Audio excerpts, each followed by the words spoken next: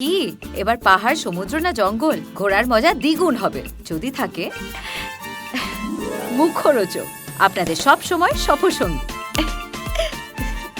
মুখরোচক আপনাদের ভালোবাসায় জড়িয়ে ৭৫ বছর পেরিয়ে। বড়দিনের ছবি মুক্তির আগেই সিনেমা হল পাওয়া নিয়ে ফের শুরু বিতর্ক। ২৫শে ডিসেম্বর মুক্তি পাচ্ছে ৩টি বাংলা ছবি, নিতিন একটি খুনির সন্ধানে, লহ গৌরাঙ্গের নাম রে ও প্রজাপতি 2। আবারও বিতর্কের কেন্দ্রে দেব মিঠুনের ছবি প্রজাপতি 2। নবীনা সিনেমা হলের বাইরে প্রজাপতি 2 এর পোস্টার দিয়ে গেট বানানোর পরও সিনেমা হলে একটাও শো পেল না দেব মিঠুনের ছবি। গতকাল নবীনা সিনেমা হলের অ্যাডভান্স বুকিং খুলে দেওয়া হয়।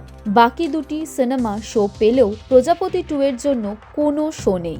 এদিকে সূত্রের খবর, কয়েকদিন আগেই হল মালিকের তরফ থেকে বলা হয় প্রজাপতির পোস্টার পাঠানোর জন্য এবং নবীনা সিনেমা হলে থাকবে প্রজাপতি 2 এর শো। এরপর সেই ছবি সোশ্যাল মিডিয়াতে পোস্ট করে দেব লেখেন, এই বছর আমাকে অনেকে অনেক তকমা দিয়েছে, কেউ মাফিয়া তো কেউ মেগাস্টার। তারপরও সিনেমা হলে আমার সিনেমার পোস্টার লাগার পরও আমার সিনেমা জায়গা পায়নি। আশা করি সিনেমা হলের মালিকরা খুশি, কারণ তারা যদি বাঁচে বাংলা সিনেমা বাঁচবে। প্রত্যেকটা বাংলা সিনেমা ভালো চলুক, বাংলা সিনেমার জন্য আমার লড়াই চলবে।